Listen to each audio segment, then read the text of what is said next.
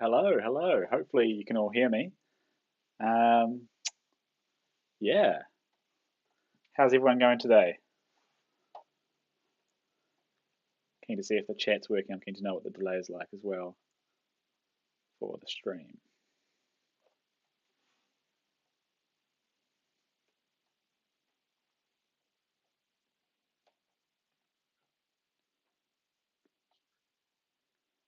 Excellent.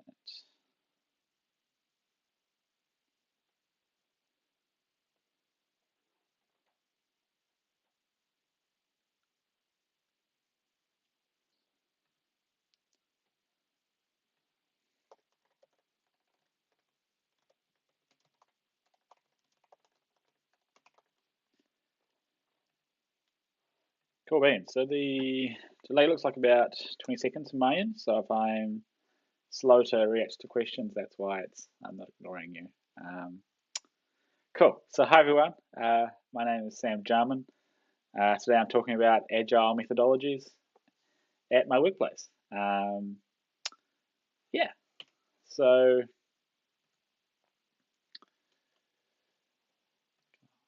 there we go. So a bit about me. Uh, so I've been a software engineer now in the industry for about 2 years. I before that did a few internships and a bit of part-time work as well. Um, and I also graduated from the University of Canterbury down in Christchurch and did a Bachelor of Science with honours there and finished up in 2014. So yeah, that's about me. I'm not terribly important, but Agile is, so we'll move on to that. Where do I work? I work at a place called Sailthru. Our office in New Zealand is based in Wellington, but we're spread internationally. We have offices in LA, San Francisco, New York, London, Pittsburgh, and a few others. In the Wellington office, we're a team of about 7 people, and we work on a product called Carnival, which was a product developed by a company called Carnival that we acquired in April last year. The product isn't really important in terms of the talk, but it's a marketing tool for enterprises with mobile apps and who want to engage and talk to their users, such as campaign messaging and automation and things like the word escaped me, loyalty campaigns and that sort of stuff.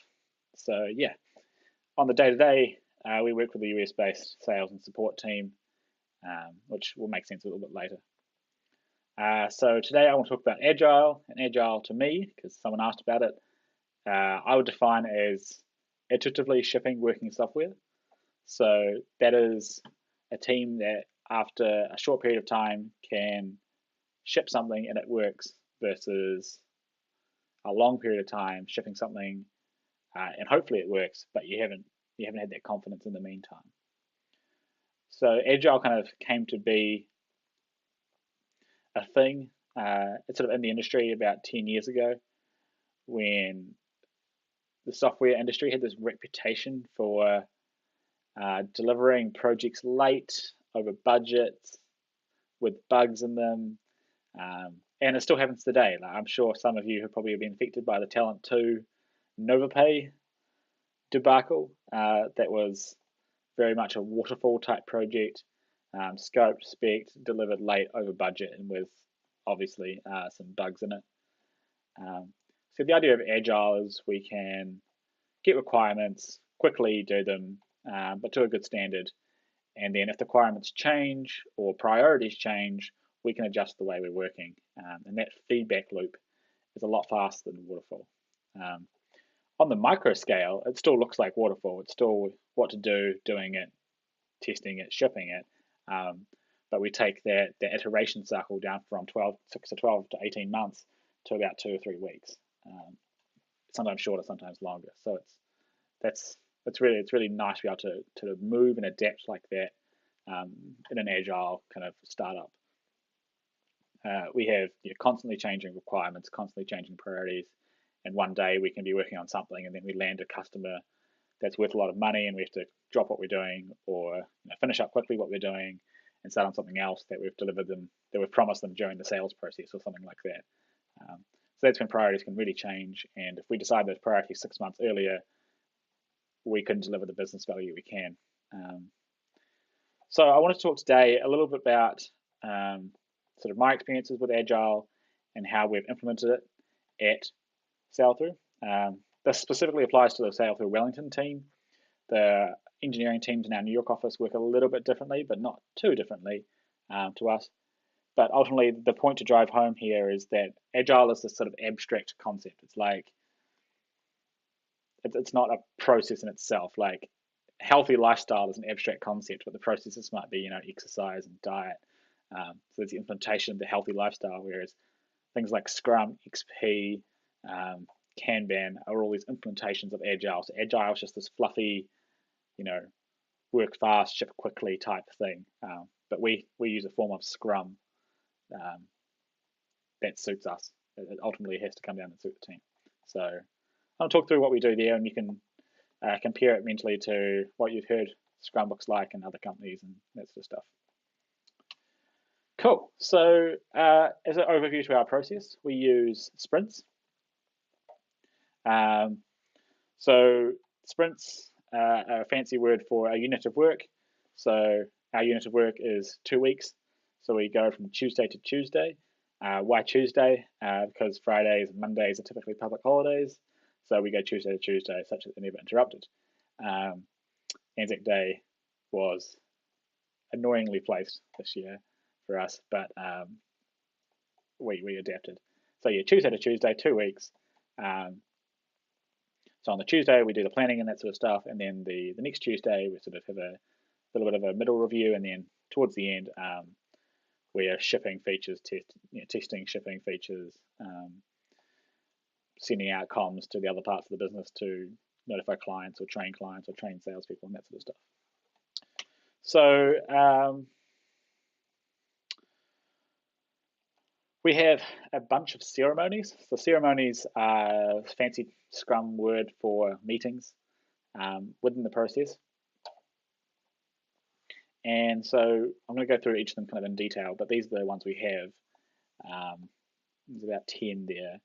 And they take up about 10 to 15 hours in a 2-week period. So really quite minimal meeting time for the return we get in terms of ability to sit down, block out people and stuff, and just code and get work done, or work together, etc. So we have sprint planning at the start of the sprint, stand up every day, postmortem every week, bi-weekly engineering every 2 weeks, backlog grooming in the middle of the sprint, sprint reviews towards the end, sprint retrospective also at the end, and health checks and other meetings throughout. I also want to talk about the sniper role, what that is, what that means, and we also have one-to-ones, and we also have team coffee, team lunch, and Friday drinks, and we also have our company meeting, which I put in brackets and quotes, and I'll explain why that is later. So ceremonies. So sprint planning. So we have what's called a backlog. So a backlog is a fancy word to say to-do list. A lot of Agile is fancy terms, so I'll try translate them as best I can. Try not to read too much into the cynicism. I'm just translating. So on this backlog, on this task log of tasks, we have the items we're going to do in the next 6 months, and these things get added to from all parts of the business. So sales can add to that, like engineering support can be added to that. The engineers can add to it. Sort of anyone can sort of add to that, and it's sort of our job to prioritize that based on just business needs really and people's point of view. So when we start a sprint planning session, we take off the top certain number of tasks, arbitrary number of tasks, and we start to size them. So we use a thing called t-shirt sizes. So you may have heard of story points, where each story, each task, another translation, each task is given a value, and the value increases with the Fibonacci sequence. So we start at like 0.5, it goes 1, 3, 5, 8, 13, etc., and they get bigger and bigger. We do something a little bit simpler called t-shirt sizing. So we have extra small, small, medium, large, extra large. And this lets us size things as a group. So the most knowledgeable person about the task, the subject matter expert or the person who raised it, will say, look, here's the problem, here's the probable implementation, the probable solution, or what needs to be done to get towards the solution. The team will kind of think about it, and then after a minute or two of thinking, we'll vote. We'll literally hold up these cards that have these letters on them. The question mark's there if you completely don't know what's going on. You wouldn't know what the size would be, such as an area you just don't know about. That usually results in one of two ways. So either we all agree or we all kind of widely disagree. So when we all agree, it's pretty good. We just go with that. The task was well described by the person and that sort of stuff. When we all disagree, there's a spread of, say, one extra small, one small, couple of mediums, and a large. We've had a disagreement about how big it is and what's actually involved in solving the task and what the solution could be. So that generates quite a good amount of team discussion as to what the appropriate solve should be, how long we should spend on something. So what we're really sizing here is we're not really sizing how long something should take, or which is obviously dependent on the person doing it and their skill set.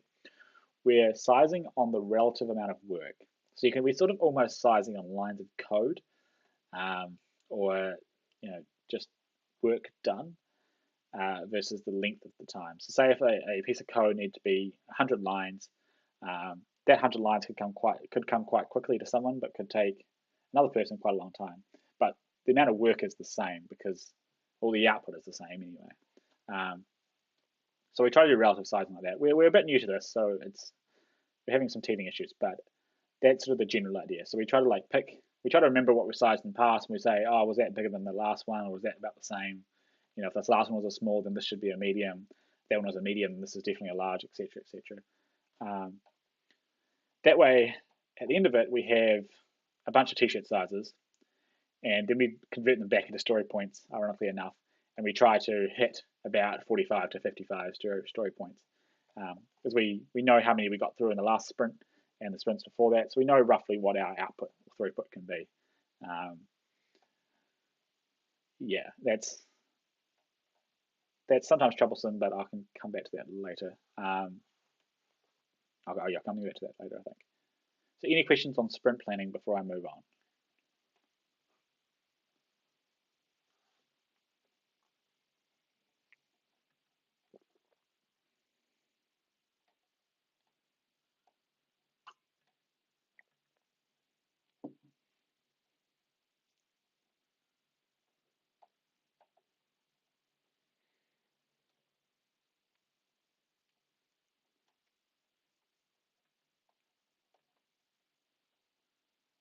How long does sprint planning usually take? Good question. So it's about an hour and a half to 2 hours. So yeah, it's quite a bit of discussion. Sometimes we do what's called time boxing. So we say, look, we've talked about this thing for too long now. It's been more than 3 to 5 minutes. We're not going to reach a decision.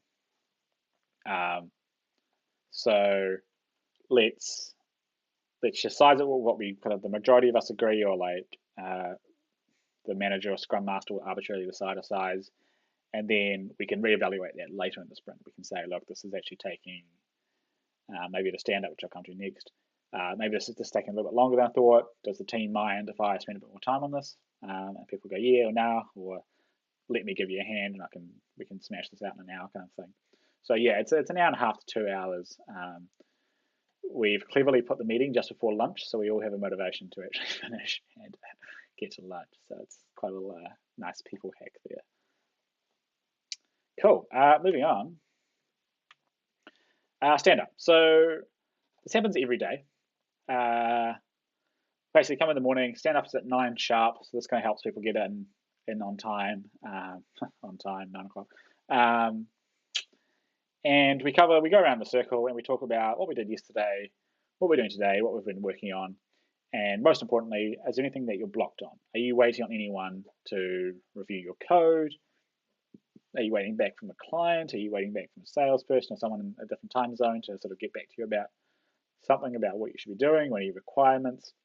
And this is really important to call out, because if you're hard blocked and you're blocked on all your things you're trying to achieve, you can't actually do anything. You need to start something else. Generally, we're pretty good at keeping ourselves unblocked, and we're also pretty good at saying, look, Ben, you're blocking me on this. I need you to review this code like this morning so I can continue. Or I'd really like to ship this today. Can we go through the code after this? So it's sort of really good time to call out that sort of stuff. And it sort of just takes a little bit of the awkwardness out of like messaging someone and being like, hey, do you mind doing that? I know you're busy, but do you mind? Like, yeah, we're here as a team to achieve what we committed to in the sprint planning. We're here to achieve these 45, 55 points. So if you're blocking someone, that's not being a team player. So it's important you get told about that sort of stuff, and then help other people with their work, because that is part of work. After each stand-up, we have what's called an after party. So there's no alcohol. It's just an informal time after the stand-up ceremony to talk about anything else. So this is when our management and support team will weigh in with anything that came in overnight. Anything that's really blown up in our face, we'll usually know by that time. But anything that sort of needs to be discussed, we'll talk about general office stuff, new hires, that sort of stuff. Any updates on external communications or anything like that. Just a good little meeting time, and then we'll probably break and go get coffee.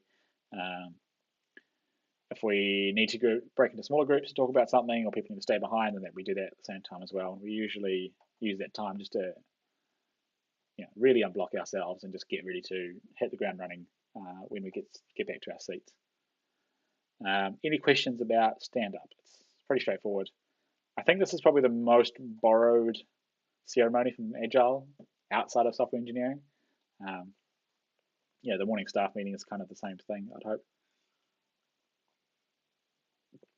Hi, Ben. So yeah, this sort of lets you, lets your team communicate quite well, which is quite nice. Just going to check the form for questions as the delay catches up.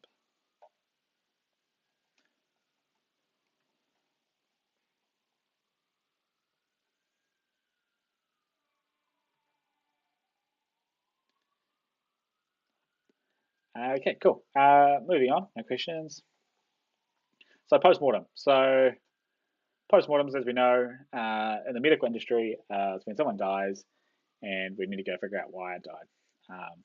Well, it's the same for servers, services, computers, that sort of stuff. So in the, I like to say rare, but in the unfortunate, maybe once or twice a month case, maybe more like once a month, maybe twice or three times a quarter case where we do have an outage that affects customers, we do have to go do a full investigation as to what went wrong. So we have a Thursday morning blocked out for any postmortems that need to happen.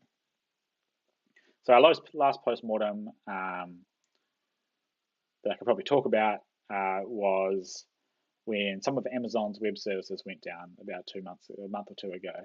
And lots of people were affected by the same outage.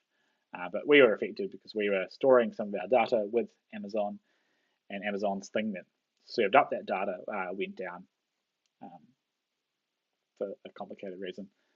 And our customers were affected because some of the stuff that we served to them would not load, and then their customers were also affected. But also Netflix was affected, and dozens of other sites.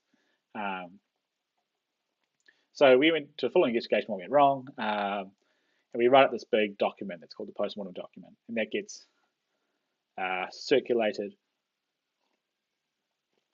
within the company, and then the postmortem document is not shared with customers or clients. It's instead translated into some sort of customer-friendly message that says it's pretty high level. It's usually like there was an outage between this time and this time. It's now definitely fixed. It's now coming back slowly, or it's intermittently coming back. We use these things called status casts to communicate this to our customers. They basically just get an email or a text or whatever they want to get. They subscribe to it, and that lets them know what's happening with the system. Also, we've got our 24-hour support line, and they literally will ring the office, and we'll hear our support team talking to them, and they'll be like, "Yeah, we're down at the moment. It's coming back up as fast as we can. We'll let you know once it's up. That sort of stuff. So that's really good. But the real benefit from Postmortems is like if it's not an outage on one of our dependencies, such as Amazon, it's actually one of our things that's going out.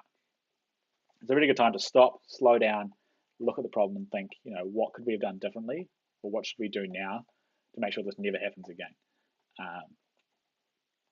We have absolute ownership of our code and our systems that support it, so we need to make sure that it's constantly getting better and constantly becoming more stable.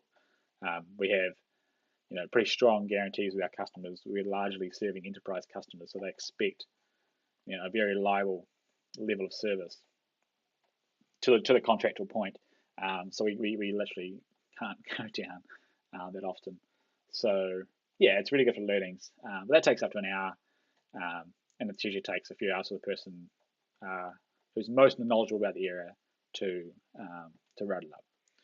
Generally, the whole process is pretty blameless. We try not to say, oh, look, Sam, you wrote this bug and it went into production. The team writes the code, the team releases the code. So even though I may have written the bug, someone else reviewed it, it got past them. Someone else tested it in production, it got past them.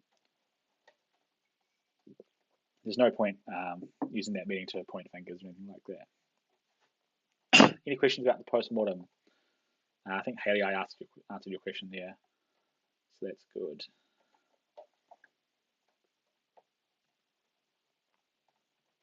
Postmortem strictly aren't an agile ceremony or anything like that, but it was worth mentioning just because it's a meeting we have to have during the week. But the good news is we do actually cancel them most weeks because there's nothing to talk about. Ian asks, how does a postmortem disrupt the sprint? Great question. So yeah, if the follow-on actions from the postmortem are urgent, then we will have to at that point down tools and fix the thing that's the matter. So if that's restoring data from backups, or replaying anything, replaying any events, or pushing out bug fixes, then it's that takes priority. Like customers are a priority, but if it's something's not working, that's more of a priority. So yeah, there are sprints that have been affected by postmortems, and we've effectively lost a day or two of the sprint, of the 2-week sprint, 10-day sprint, to fixing it or remedying it or making sure it doesn't happen again. And that will throw off the sprint. We'll achieve fewer points because of that. We also make actions from postmortems that need to be done eventually. We generally commit to doing that the following sprint or the sprint after. Once again, we don't want that sort of stuff to happen again, so it's kind of important to fix it as soon as possible.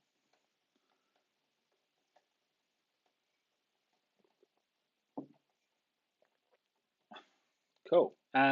Moving on to the bi-weekly engineering meeting. We've got one of these tomorrow morning. So basically, we work with a US-based team. They work on an email product. They have 4 teams over there, about the same size. And so we take this meeting every fortnight or bi-weekly, because Americans don't say fortnight for some reason, to just demo what we've been working on and sort of talk about some interesting things, interesting problems we're all solving. It's quite interesting. And generally, it's just a good time to sort of be in the loop what the rest of the company is doing, share knowledge to a certain extent. More often than not, we're looking into the same sort of solutions with the same technologies, so it's really good to sort of hear something in the demo and be like, oh, cool, how did you do that? We're looking into that as well. Or like, oh, so you did that. We did that a while back. Here's how we solved that problem I think you're probably going to run into or you might be having. Really good time just to promote some communication, even if it is a little artificial. But yeah, not too bad. So backlog grooming. So we use a tool called Waffle. So Waffle is essentially a tool that sits on top of GitHub. So GitHub lets you create these stories, these issues, these tasks, and put them in a big list, and Waffle lets you drag them around into certain columns. So if you've ever seen Trello before, it looks very similar to Trello. Or if you've ever seen a classic Scrum board doing done, it looks like that as well. So basically everything in Waffle is going to be achieved. It's going to be done in the next 6 months.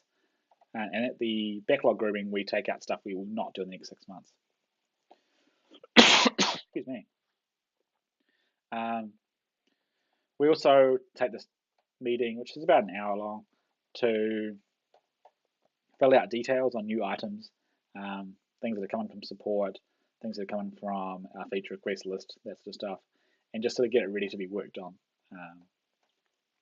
Once that's been done, we sort of add it to the backlog when it's roughly in order. But it's usually, the meeting's usually about taking stuff out because it's just either not high enough priority, or it's been done implicitly somewhere else, or it's just no longer a problem, or we've solved that issue some other way. It does suck to have the thing that you raised be like taken out of the backlog or like deemed not important enough. But at the end of the day, we're not there to have our feelings kept in line. We're there to ship the software the company needs. So it's not really that bad. But yeah, if a customer reports a bug, it's generally kept in there until it's fixed. We don't like to go back to our customers 6 months later and be like, oh, actually it wasn't important enough, so we didn't fix it. We definitely try to fix it. Or it goes out because this big feature rewrite will actually fix it implicitly, or we'll fix that when we do this thing, which is going to be done sooner. So yeah, we try to deliver the solution, not necessarily solve the ticket. Any questions about grooming?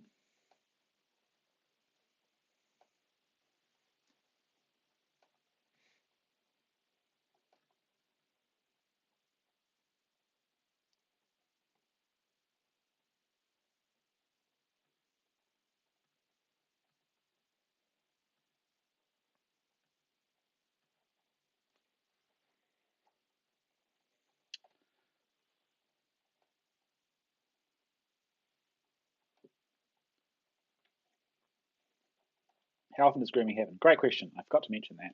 So grooming happens. So the Tuesday to Tuesday sprint. So the first Tuesday is the planning, and the last Tuesday is the retrospective, and then the next one's planning on the same day. That Tuesday in between is when we do the backlog grooming, typically. So it's in the middle of the sprint, which helps us sort of start to plan the next sprint as well. So if a issue does need to be filled out a bit more and like actually properly describe the problem or properly describe the predicted solution, that gives the person a week to find some time to fill out that information, and then we can get to it properly in the sprint planning. It also allows our Scrum Master and Manager to read this and plan the sprint as well. Yeah. Cool. So let's go on to sprint reviews. So sprint reviews happen. This is one of the final ceremonies of the sprint. So it happens on the Tuesday of the finishing sprint, first thing in the morning. So this is a half hour, and we invite people from sales, our integration engineers who help our customers get set up with our product, our VP of engineering managers, and anyone else who's genuinely interested to come have a look at what we did in the last sprint. So we have a rule for that reason that we only talk about what's actually out in production, ready to be used now. So we don't talk about it if we didn't quite get it done, or if it's still behind a feature flag, or if it's very technical or very engineering, like we increase the performance of something. We try not to talk about that unless it has a notable impact on the customer. So kind of visual, kind of like, yay, here's something cool. So we got it when we're talking about this. We've only got about 2 or 3 minutes each per engineer to talk about it. We really want to emphasize the value to the customer, such that the sales team and the support team and that sort of stuff can actually go back to the customers and either update them or are now trained to deal with that. So it's kind of up to them to come along and learn about the platform as it changes, because it does change with Agile kind of quickly. Not in big ways, just lots of little subtle things every week. Yes, that typically takes half an hour. That's the first thing we do. Are there any questions about sprint reviews? Yes, this is just once a sprint at the end of sprint.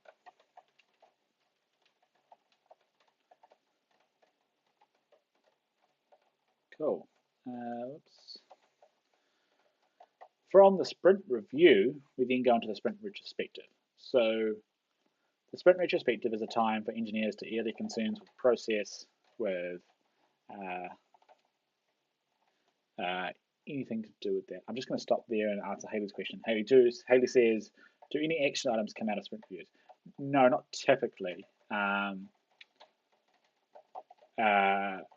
The only actions that would kind of come out of them are implicit actions, like we need to now go communicate this to sales or support or to the customer service manager.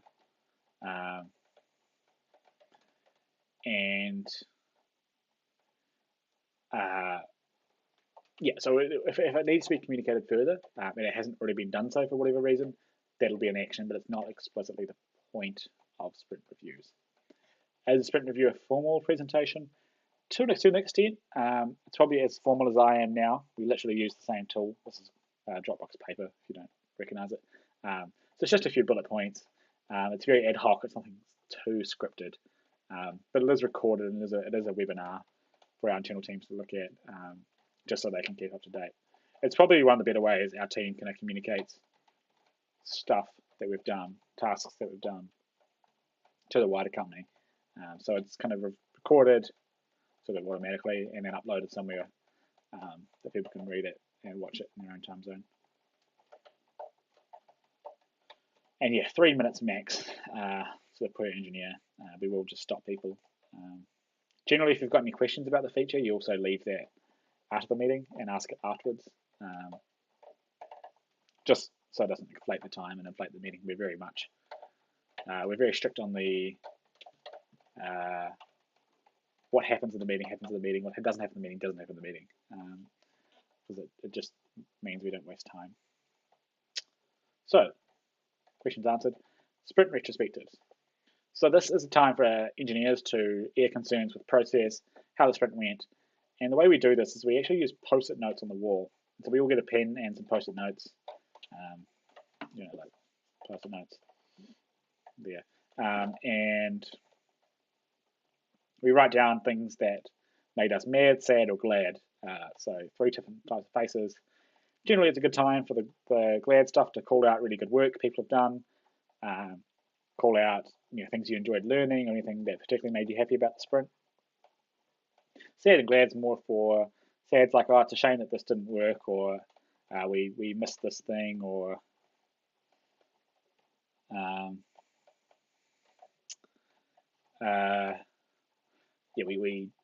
we shipped this but it had a bug in it, that sort of stuff. That made you sad. Things that are mad are things like the office was too noisy, this customer got really annoyed, or we had some downtime. This is stuff that made us kind of really upset and something should be done about it. So we also have a questions and ideas column on this board. I should have taken a photo for you, but you can imagine it's kind of like a big wall on the wall and 3 or 4 columns. So mad, sad, questions, and glad. And so the Scrum Master will read out the questions. Often there's duplicates, so we'll kind of group them. And we'll talk about it as a team, anything we have to say about it, and then any actions that need to be done get written down and then reviewed. So, for example, we've had a bit of a problem lately with our office being a bit noisy. We're kind of in need for another meeting room or 2. So our actions for that, which is to be more mindful of that, kind of use internal chat a bit more, take advantage of headphones, and sort of use that sort of stuff. And yeah, Ian just popped in with when do tensions get high and low and how they're dealt with. That is probably the meeting where tensions can get a little bit high or heated. I think largely we've gotten a lot better at it. We've been doing Mad, Sad, Glad now for about 6 months, and this previous Tuesday we had no Mads or Sads, so we had almost all Glads and questions. So generally, I'm pretty confident the system works. The actions we take out of it, we review at the start of the next retrospective. So, last retrospective, we said that the office was too noisy, we need to do this, or we said that we'd do better at communicating that new features are going out, or we'd do better at getting buy-in from certain stakeholders. Have we done that? Yes or no? No. here's why, or yes, here's why, or here's how, and it sort of kind of keeps us on our toes. Because at this point, it seems like we kind of probably overthink this sort of stuff, but it really just makes for such a well-oiled machine. I'm actually really happy with our process we have. Mad Tag Lad's also about kind of, as an engineer and as a human being, kind of picking your battles. If you dig deep, I'm sure there's, Mads.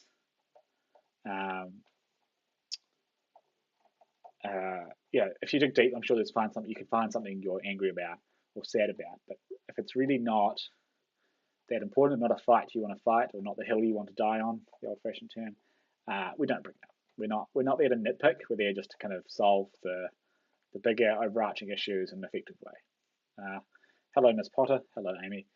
Says, I may have missed saying this, but is the retrospective facilitated by someone or is a group discussion? So it's facilitated by the Scrum Master. There's a note taker who takes the notes, and then the group discusses the problems if they've got something to say. Sometimes we say a good thing like, I enjoyed learning X the sprint, and the group just nods, cool. Sometimes someone brings up something a bit more controversial, and then it's a bit more of a discussion. But generally, it's somewhere in between. Post-it note gets read out, 3 to 5 comments about it, some sort of decision, and yeah. And as Ben says, Ben's on my team, by the way, so if you see him getting blocked, it's just us being funny because we can. He says we also use it as a way to safely hear problems. So yeah, going back to Ian's question, we can, it does get a bit of attention, but it's the right time to raise these things. And it's the time as a team we want to improve, not just as a person I've got beef with someone. It's not a time to call out any one particular person on their behavior. That's probably more appropriate in a one-on-one with them or a meeting with them. But yeah, it's sort of a safe space for just improving our process and improving how we work as a team, because ultimately we add more value to the company if we work better and we enjoy coming to work and want to stay employed there and want to keep working there if we're happy being there. So it's in everyone's best interest to see this process through and listen to each other and improve. We're certainly not a company that can have people that hate each other, or there's no politics in our office, so to speak, or anything like that. There's no grumbles about anyone in particular. It's just we're doing the best we can, and we compromise we can, and we can't compromise, we raise it, and it'll get fixed. So sprint retrospect is really important for that. Keep coming with your questions, but it kind of leads me nicely into the team health check. So team health check is on the same slide. I was going to take a picture of our health check board today, but I forgot how to do that. The health check is a similar mechanism, happens every quarter or so. As a team, we review various aspects of the whole company and the process. So there are questions like, what do you think about the company's vision? Do you feel like you're making an impactful contribution? It's these sort of not airy, but more abstract questions about you, the company, things like the health of the code base, whether or not we're moving too fast or too slow, like our actual pace, and these sorts of us, the code, the team, the process, the leadership. We all get asked on this sort of stuff, and we asked if we're happy with it, not happy with it, or neutral on it. Then as a team, this gets averaged out, and so as a team, we can say quarter. So as a team, we can say if things are going up or going down over time. Ian, a quarter is 3 months, so a quarter of a year, not a quarter of a sprint.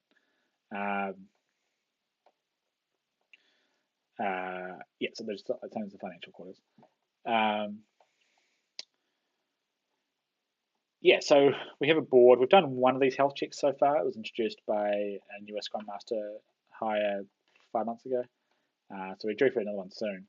But yeah, largely we're all green and a few neutrals, and maybe like 1 or 2 bads with things that we're kind of all aware of. But there's effort there. There's also some company-specific stuff inside the health check. Things like, are we working better with our US counterparts? Do we feel included in the wider Sailthru as a global company versus just a Wellington office? So yeah, the team health checks kind of stuff management and the team kind of wants to hear and know about. This is complemented nicely by employee surveys which are much more in depth about how the company's going overall and how we feel about our job and stuff like that. And we also have another survey just for engineering on the same lines. So there's heaps of times to kind of get your voice heard in a general aspect if things are going good or going bad. And then on that micro scale, we have the sprint retrospectives to actually air any sort of concerns that, so there's heaps of times where we're asked for our opinion on how things are going and management take it very seriously to fix it because that's ultimately their job. Kind of very lucky to work in an environment like that. I know there's plenty of other environments that are not fortunate to have such a process. So yeah, I quite like that aspect of it. Moving on. Miscellaneous meetings happen during our sprint. So yeah, we do a little bit of upfront planning on certain tasks. So if we need to get a bunch of people in a room to talk about it, we'll do that sort of stuff. We'll write documents such as requests for comments. So this is a document typically, I don't know, 1 to 30 pages long that sort of says this is the problem with this feature. Here's its replacement. Here's all the things about it. Here's all what's going to happen in all these different cases. What do you think? And then sales can comment on that. We'll share that with some of our closer clients or partners if we value their opinion, or it's being developed sort of for them. That's more of an upfront spec planning, which is not so agile, but it's quite a lot faster than traditional waterfall. So these little meetings happen pretty bespokely, but we try to keep them to a minimum. We're not going to block out hours at a time just to have a 5-minute conversation. I'd rather walk over to the person's desk and just ask them, or just talk to them on Slack, which is what we use for internal communications. Generally, we're pretty good with meetings as engineers. We'd have probably no more than 2 hours of meetings a day, so that leaves 5 to 6 hours of proper coding time, and the afternoons are typically uninterrupted. So that's really good time just to kind of smash through, literally writing code, because engineers like to not have to context switch and that sort of stuff. It's sort of a bit easier for us.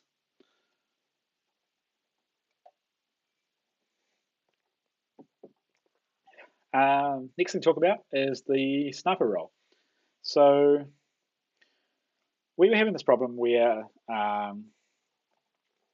I or my manager were kind of the port of call for any external questions, and we got to see a lot of the client's problems up front. And so when we were in meetings, we were the only ones who were like the voice of the client.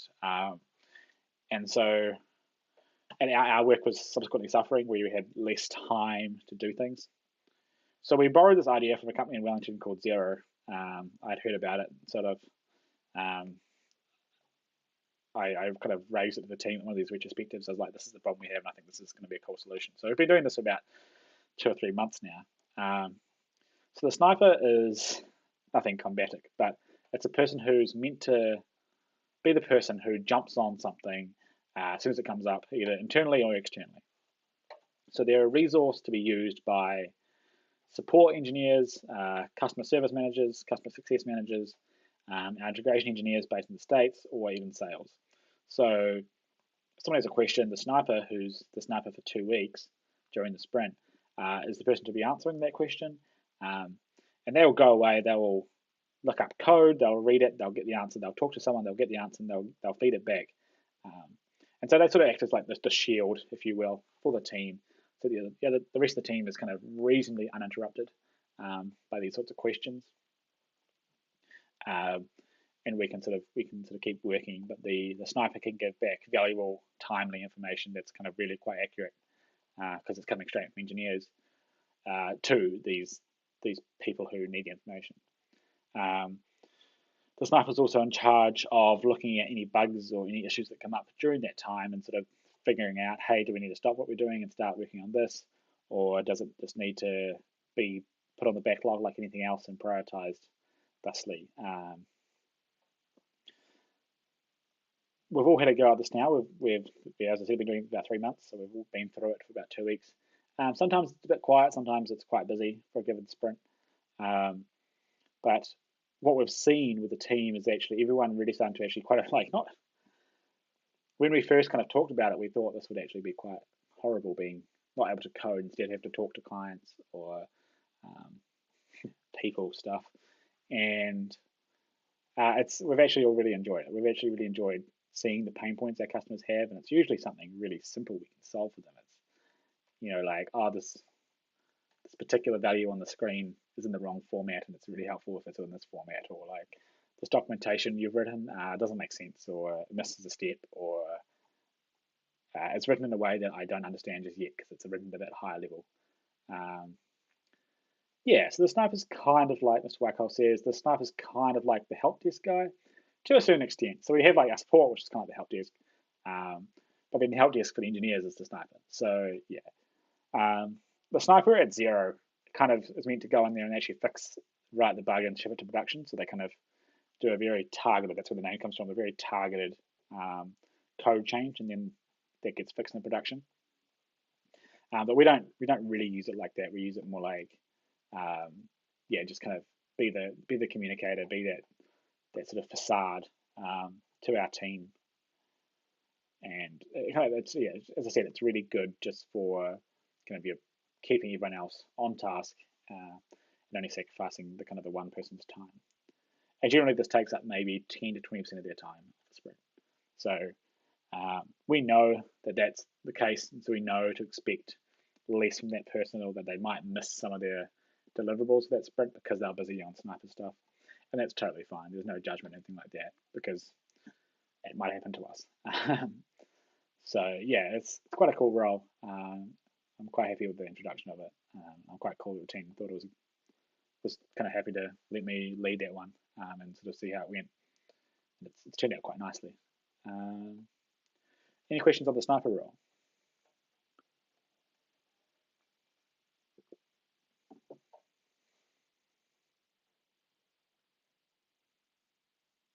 It's also a really cool name, so we're happy with that. The person also gets to use sometimes a Nerf gun, which is like a toy gun that shoots foam darts.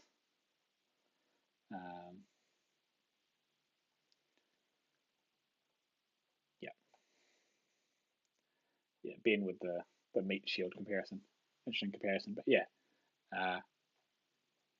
lets people get on with their work. Nice facade. The other thing we have every week is a one-on-one. So a one-on-one, I should have put this earlier, sorry.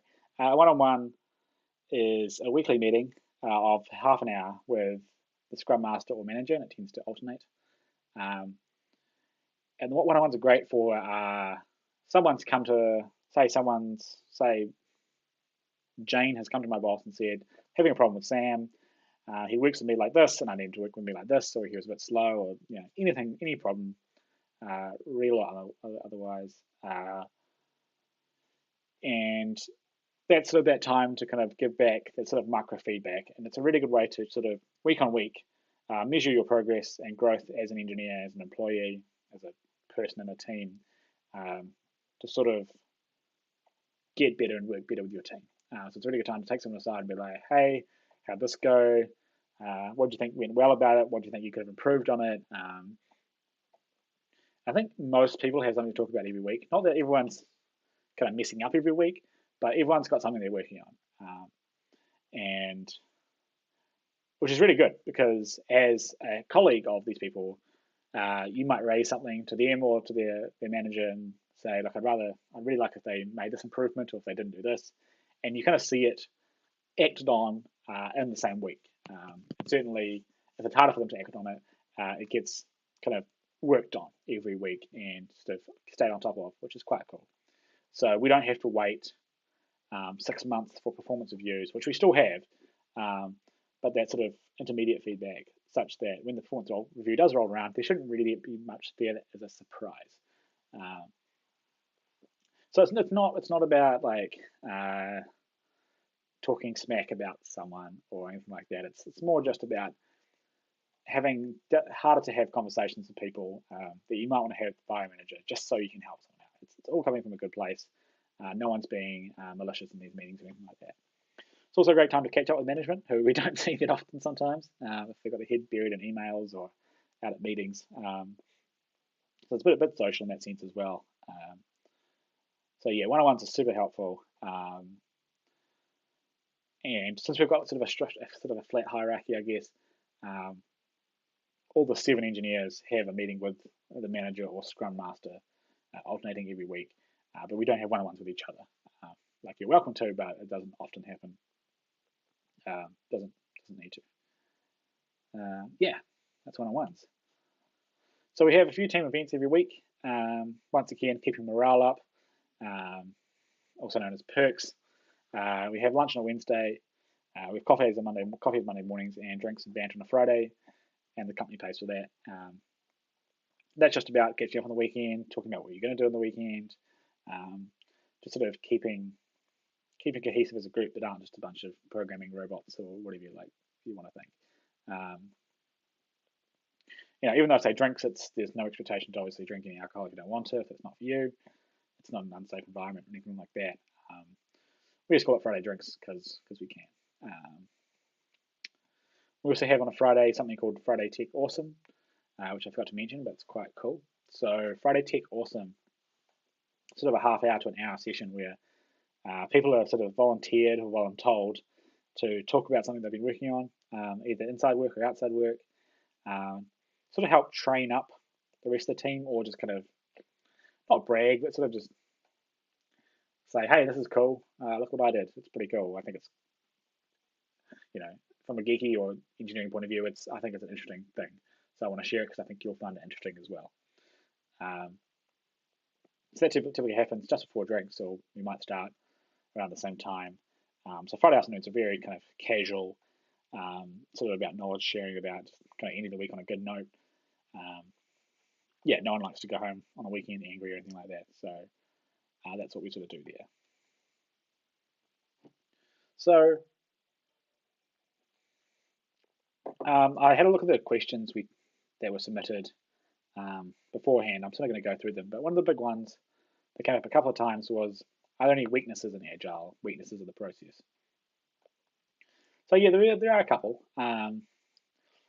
Sometimes we move a little bit too fast for our customers. So our customers they're enterprise customers. They are multinational corporations. And sometimes we may release things or move a bit too fast with them. And so the processes that protect us from that typically will slow us down. So that sometimes we can run into issues where we release something, we change something, but then we forget to tell maybe the staff we demo it or the customer success manager, such that they don't know about the change, and the customer can't know about the change, or the customer, heaven forbid, would find it before the rest of our team does, and then ask questions, and the rest of our team doesn't know how to support it or train on it. So while it's good that we do multiple releases into production a day, sometimes we actually need to be like, okay, this can't just go out. It needs to be talked about before it goes out, critiqued, and then somehow gone out to a certain subset of people so they can train on it, understand its flaws, understand what it can and can't do. Such that if someone literally calls up support, they know, oh yes, yeah, we released that yesterday, and oh, okay, I see what you're trying to do, and no, you can't do that, or yeah, no, this is how you do it, but it's just, yes, do it this way. So sometimes we move a bit too fast. It's been us only once or twice in the last 6 months. So I'm kind of scraping the barrel here because there's not much wrong with Agile. But yeah, that's kind of the ones worth calling out. The estimation we do of the t-shirt sizes, sometimes it's hard to know if it's actually accurate. So the discussions we have are very useful. So discussing how we'll solve things, and people pointing out that part of the code base is actually harder than you think, or that thing will be harder than you think, or easier than you think, is very valuable. But sometimes I feel as a team we're not that great in doing the relative sizing that well. And so if we relatively size things a little bit lower one sprint and then get it all done, it'll look like we didn't do as much as last sprint, even though we may have done exactly the same, if not more. So that sort of velocity figure, or how many t-shirt sizes or how many story points we get done in the sprint, really isn't read that much into. We don't go, oh, we did 2 points less the sprint than last sprint, who dropped the ball, who was on Facebook too much. It's absolutely not like that. It's more of an indication of like if we're going up or going down over a long period of time. Is it a good thing? It also lets us kind of stop the meeting early if we've planned enough points, because it's really easy to go through and talk about all the stuff. But if we've given ourselves too much to do and committing to it, we're not going to have it. So it's kind of helpful for knowing roughly how much we're going to do, but it's plus or minus about 20% of accuracy. So that's kind of something that as a team you get better at over time, and we are getting better at it. But obviously as we get better, historical data loses its value. But so it's quite a little bit interesting. But yeah, it's going to get fixed with time. It's certainly not something you could roll out in a company and have it work day one. It's our first day of estimation. I think everyone got really bit heated, and we were like, "That's not how estimation works," and we're arguing about all sorts of random stuff. And I embarrassingly got a bit fired up as well, and we just didn't know what we were doing. So it's kind of key to have a few goes at it and explain how it should work before you start. Obviously with Agile, in the same sense as Waterfall, really, this planning we do a lot more now of, as we've been doing this sort of process for about 6 or 8 months now.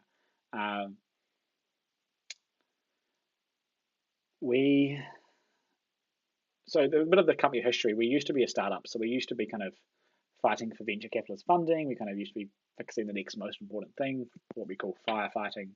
And I sort of came to the company at that time, and I quite really enjoyed that. I really enjoyed working under pressure, delivering under pressure, and I was able to say confidently that every day was different. Now it's a bit more prescribed. It's not necessarily a bad thing, but it can sometimes take the surprise or fun out of it. If you know that for the next 2 weeks you're going to be in an area that you're not familiar with and you're going to be struggling and it's going to suck, but you'll get there. That sort of surprise and fun can sometimes be taken out of it. But there's heaps more stuff to find fun in other areas. And being able to commit to something and having it done and being able to confidently say, look, this is going to be done within 4 weeks or within 2 weeks or within 6 weeks. And you can make a sale based on that commitment alone is actually really cool. Having your backlog protected and saying, even though the salesperson thinks that particular issue needs to be done right now, it's actually way easier to say with this particular process in place, look, that's cool, but it's just not going to get done in the next 6 months. So raise it again then. Like it's rather than someone messaging you and be like, you need to work on this today. It's like, oh, no, I don't. So yeah, it's a good and a bad. But overall, I actually really like it. But yeah, it is a bit more prescribed. One of the harder things and one of the more commonly critiqued things of Agile is the fact that discipline and quality has to kind of be there on the team. The team has to, like any process, the team has to have almost 100% buy-in. Pretty much, the team definitely has to decide by a majority that we're doing a thing the way we're doing it. So as we're testing, we don't have a sort of a QA person or a dedicated tester to test releases or anything like that.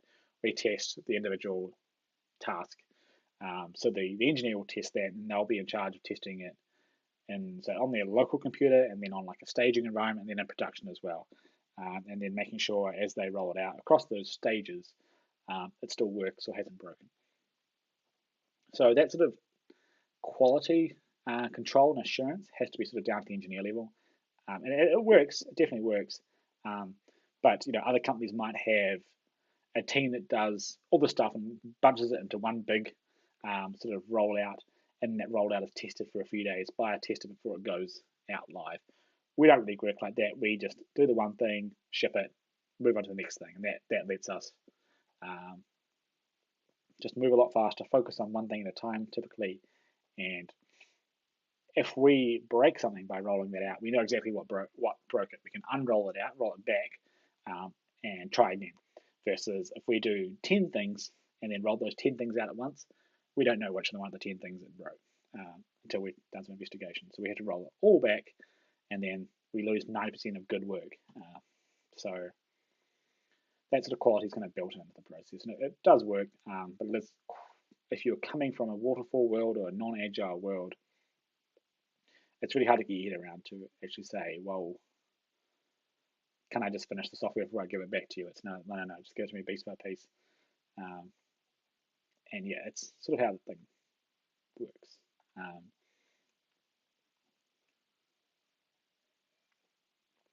Sorry, excuse me.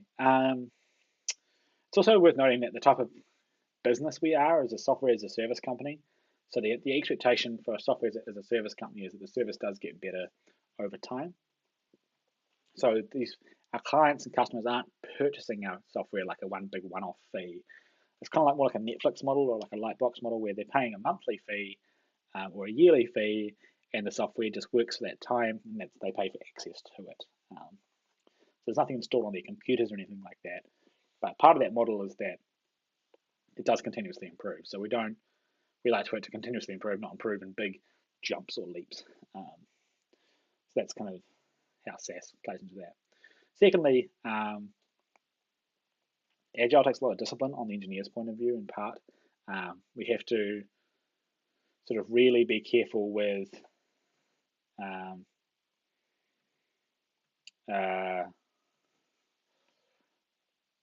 so the meetings we have, the commitments we give, the estimations we give, this sort of stuff, just so we stick to the process and it all works. Because if you stick to the process, it works. When you are unhappy with the process, it's easier to lose your discipline, and it's easier to kind of, excuse language, but screw yourself or screw the team. And that in turn screws the company and maybe even screws the customer, which is fundamentally bad if you end up upsetting the customer. They're the ones who give us money to keep going. They put bread on the table, so we don't like to do that. So discipline is like the number one thing in Agile. Is like you need to be able to own tasks. You need to be able to see it from start to finish. You need to be able to talk to the right people, sort of kind of push things along outside of the actual writing of the code. And generally, we're all pretty good at that. Some people take to that more naturally than others, but generally, it's something that people can learn, and it lets us have a flat structure. We don't have business analysts. We don't have a full-time Scrum Master. We don't have these sorts of people who would do these conversations for us and then distill it down to something small just so we can do our little small thing. We're able to go out and get those information ourselves, talk to our stakeholders, perform user testing, that sort of stuff, talk to key customers. Literally sometimes ring them up and be like, we see you having this issue, what have you done? And it's sort of, it lets us just move faster, have a smaller team, and kind of get rid of the fluff in the process. It lets us ditch a lot of the fluff, which is really nice. So that's the weaknesses of Agile. I think that's all I had sort of scheduled in the talk. So I'm going to move on to Q&A now. So Haley tells me there's some questions in the sheet. So I'll give that a refresh.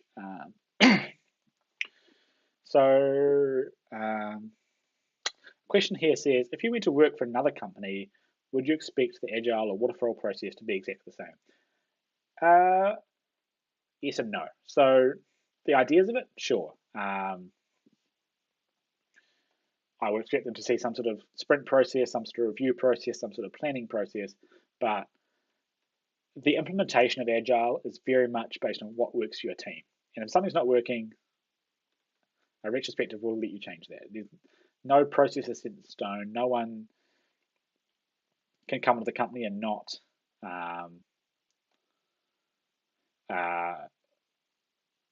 no one will come into the company and be unhappy with something that it not just change. Like if someone's unhappy about the process, we can change it and we can improve it. So if it's not suiting us, we change. That's why I actually see it different. Can you give me an example where you've used both either Agile or waterfall process in life outside the computing world? So I use kind of Agile in my own life. So you could say I use Kanban. Kanban is effectively a glorified to-do list that's prioritized. So I write everything I need to do in my life down in the Trello board, and then that will eventually get done. And if I'm thinking I need to do it, it goes in the Trello and then it goes out of my head. I like to get things out of my head personally. Whereas waterfall, I use it when I'm cooking, right? So if I'm going to make a cake or make a roast, I'm going to prepare it ahead of time, promise something, and then deliver it.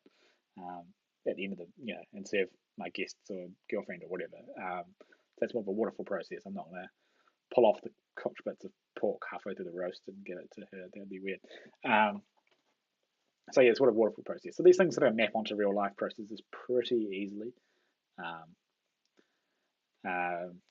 So yeah, that's just stuff. So at the start of a project, does your team say, let's use waterfall for this one, or let's use Agile? How's it decided? So our project is not really defined like that. So we have our project, I guess, is the software we build and continuously improve. So by default, we use Agile for everything, and we don't ever use waterfall. Remember that I said earlier that Agile is kind of waterfall but fast. So we often do sometimes plan a lot of things up front and then get a little buy-in, almost produce a specification, and then work to that specification and ship it. But even then, we like to ship parts of it, just so at the end of a sprint, we have a little bit of it working. So right now we're building, for example, actually I should talk about something that's already out.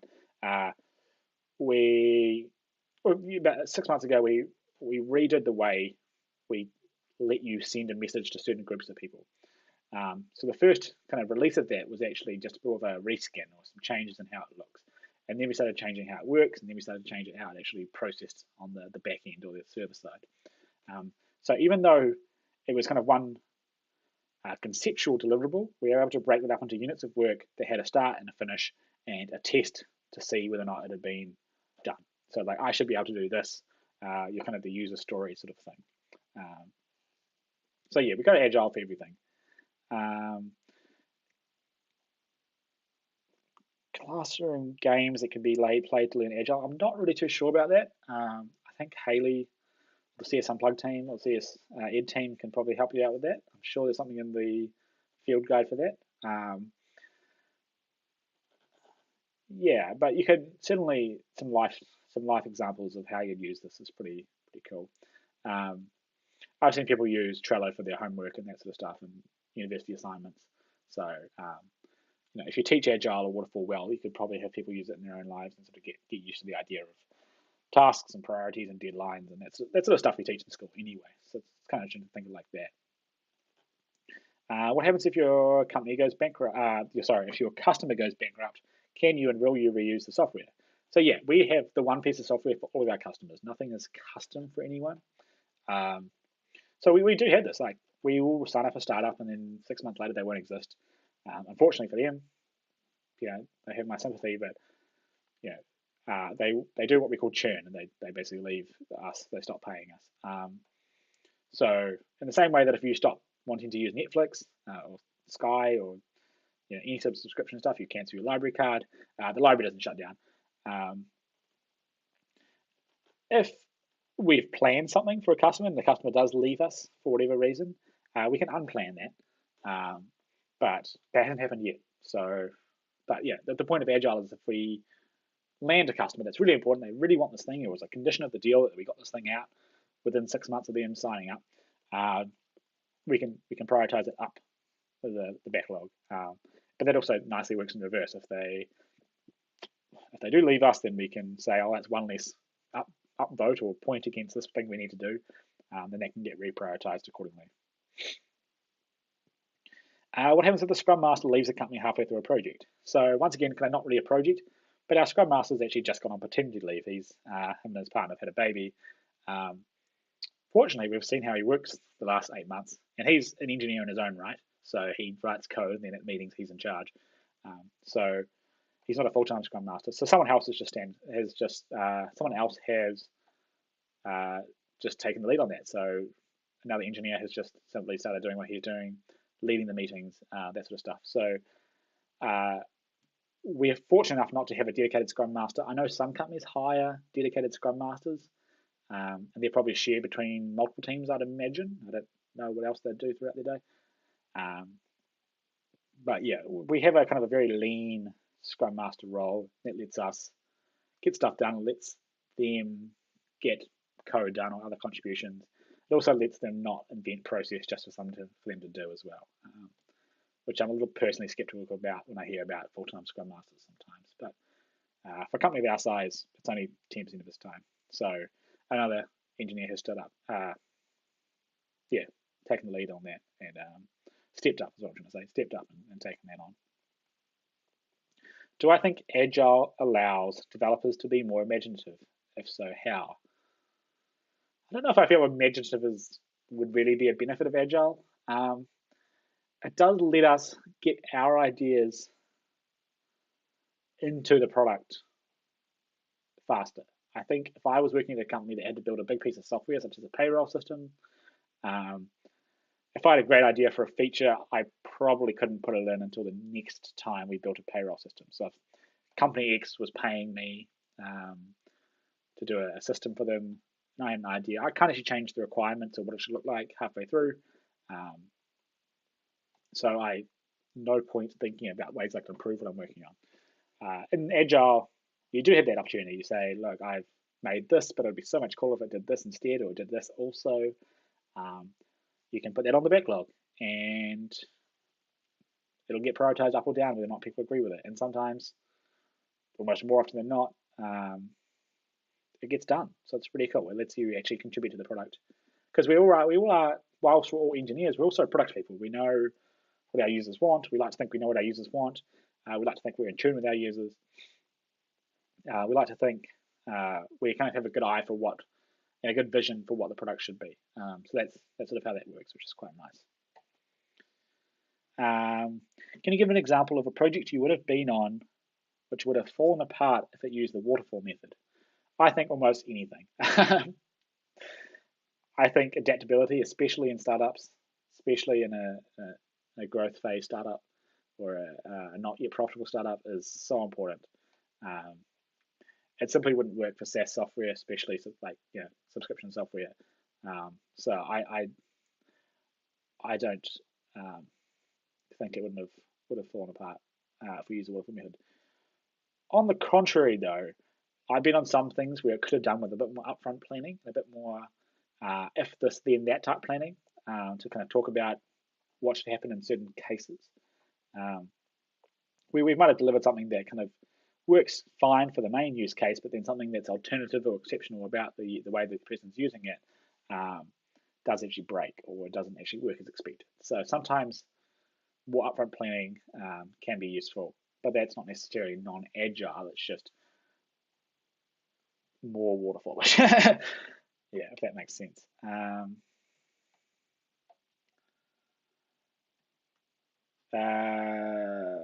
Is this being recorded? Yes. YouTube should just have it, and I'll pass along a PDF of these slides and bullet points soon. Can stories get added during a sprint? Yes, they can. So if we run out of points to work on, we bring stuff in. If something way more important comes up, such as we have some downtime, or customer X is really angry about bug Y and we need to fix it, that'll get brought in, sometimes at the cost of other story points, and that's totally fine. Once again, story points and velocity tracking is a very rough indicator of progress and how we're going as a team, and it's certainly less accurate when we don't do the points that we count. When something gets brought into the sprint, we don't estimate it, we don't count it towards the points. So, rightly or wrongly, we don't do it that way. So, so that can often affect how we do it, but they can absolutely be brought in. Generally, we try hard not to unless it's really important, because we believe in in theory, we believe in our prioritization system. So it's usually kind of exceptional when they were brought in, but at least one thing will get brought in every sprint. More commonly because we've run out of stuff that we've committed to. We've delivered all the stuff we've committed to, and now the engineers are twiddling their thumbs, so let's take on some stuff for next sprint. Still the next most important thing, but still technically added to the sprint. How is the sprint status progress represented? So it's in this waffle system. I can't show you because it's commercially sensitive, I'm afraid, but it does just look like columns. We have a new items column, we have a backlog column, so new items eventually make their way to the backlog or out. And then we have a not yet started column, a started or in progress column, a in peer review column, a ready to be shipped column, and then a in production or done column. And they get moved along by the engineers or by GitHub itself as you do things with code. They get moved along, and then there's some more tools that built on top of that to generate a burn down chart and that sort of stuff to make sure we're on track. So that's, yeah, it's all digital. We've also got, no, that's it. We don't really have any physical representations of that board. Yeah, post-it notes aren't that sticky. They fall down off the walls. They get forgotten. It's not a very reliable way to track stuff. So yeah, digital is great. You can access it anywhere. I can be working from home and see the sprint board, not to be in the office looking at the wall.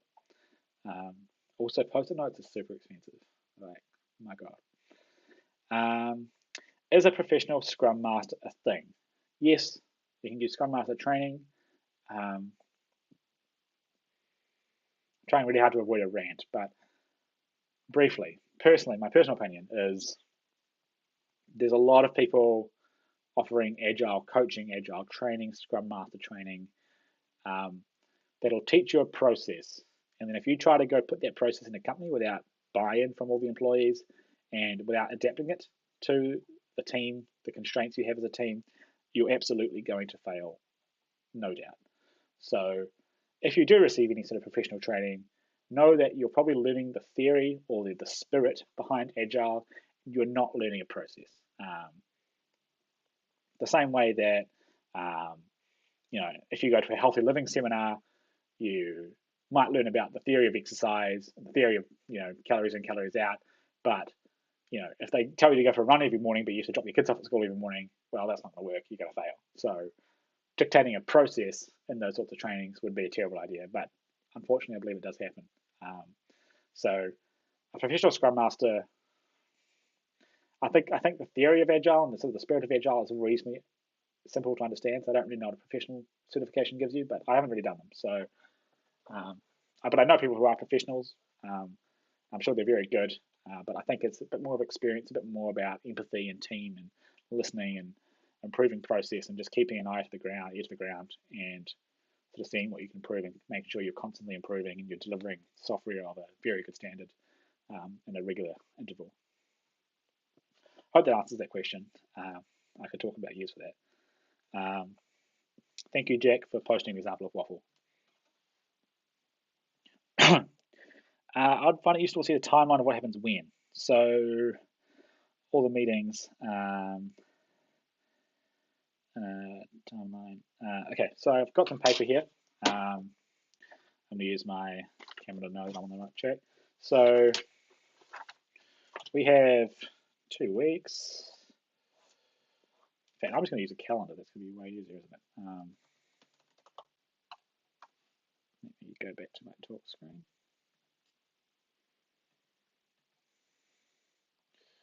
So let's just get the calendar.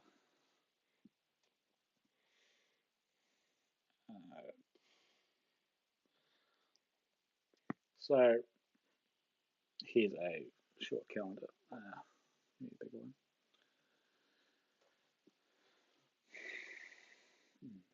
All right. So sprint planning starts on the Tuesday. So in the morning we have the sprint retrospective, and then the sprint review first, and then the sprint retrospective, and then straight after that the sprint planning. Wednesday nothing happens. Thursday the bi-weekly engineering may occur, or the postmortem may occur if there's one to talk about. Friday nothing in particular, but all of these days apart from the Tuesday is a stand-up. Saturday and Sunday you're at home doing your life stuff. Monday back to it. Tuesday we would do the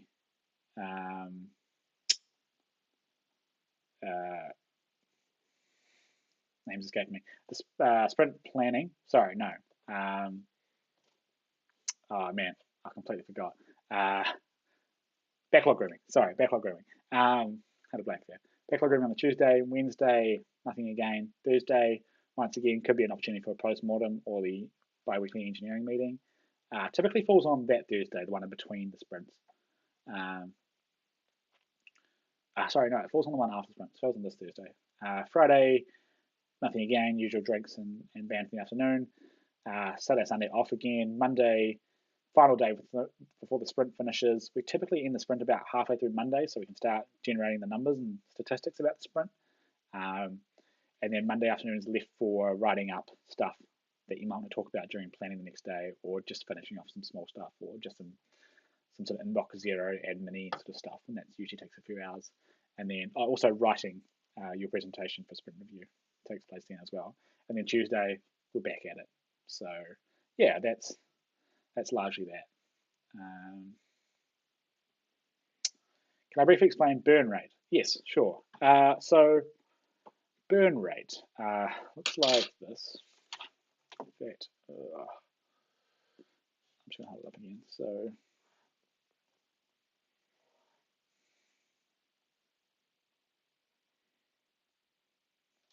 So in theory, this is what a really good burn rate would look like. So at the top we have, so this is time along the bottom as always, and then story points. So as we do a task, that number of story points then drops.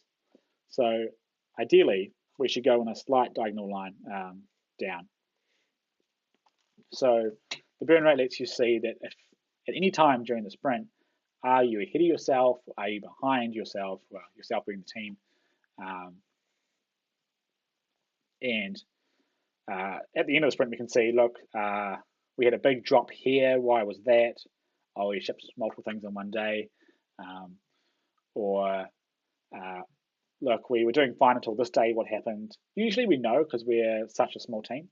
Usually know there was Easter, or 3 people were sick that day, or something bad came up and we had to work on something else. But it's a nice little shape to try to generate. It's something you could do a bit more googling about. It's burn down charts are not very company specific. They are generally definitely a tool in the Scrum toolbox to learn about. If that makes sense. Last chance for questions.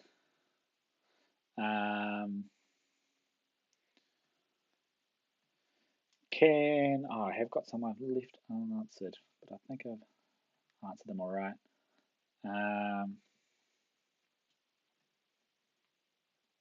Yeah, I think that's probably it. If there's any more questions, I'd love to hear them now. Otherwise, I'll chuck in my email to the chat. That lets you email me, and you can ask questions there as well. And we can talk about this sort of stuff. And if you need a conversation with me, I can jump on the phone with you and talk through some stuff. But generally, the important thing is that Agile is about delivering bits fast and being able to adapt to change. So if you're halfway through a project and something completely changes, the person paying you hasn't got nothing. So yeah, it's really important. It's very adaptable to the team. Your team should be in control of Agile, not the other way around, which is very important. So you control the process does not control you. But at the same time, once you commit to a process, you need to follow it. Everyone needs to follow it. Otherwise, it will fail. So yeah, engineers are people who like to think about things too much, and so therefore we'd like to think we've almost perfected the way we work. And yeah, it's kind of funny to think about it, because you work other jobs and there's nothing like this. Even within our own organization, I think I could definitely see the need for postmortems to be carried out in some departments if something does go wrong. Yeah, that sort of stuff. I think it's there's some cool stuff that they're using other parts of the industry, and I believe there's some people making money off kind of taking the software agile stuff and repurposing it into other industries and selling it as team performance coaches and stuff like that. So I think it's working quite well. Otherwise, once Haley or Jack or Hayden gives me the okay, I will let you guys go. It's been a pleasure to talk to you all this evening. As weird as talking to a computer is, it's actually not too bad.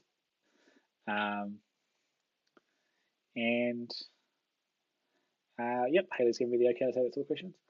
Thanks everyone. Once again, let me know if you have any more questions. If I haven't explained anything properly, just send me an email or tweet me. I'm at Sam Jarman on Twitter. You should give me a follow.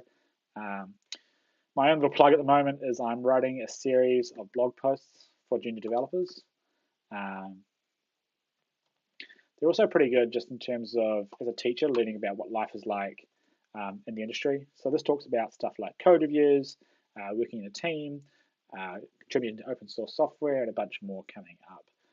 What makes a good software engineer, that sort of stuff. So feel free to pop your email on that, and you'll get emailed that kind of weekly. I'm aiming for weekly. We'll see how that goes. But you can read the old post there for free. So yeah, that's me.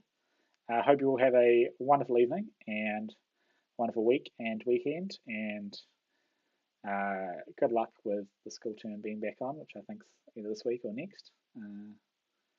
Go crush it. Thanks very much.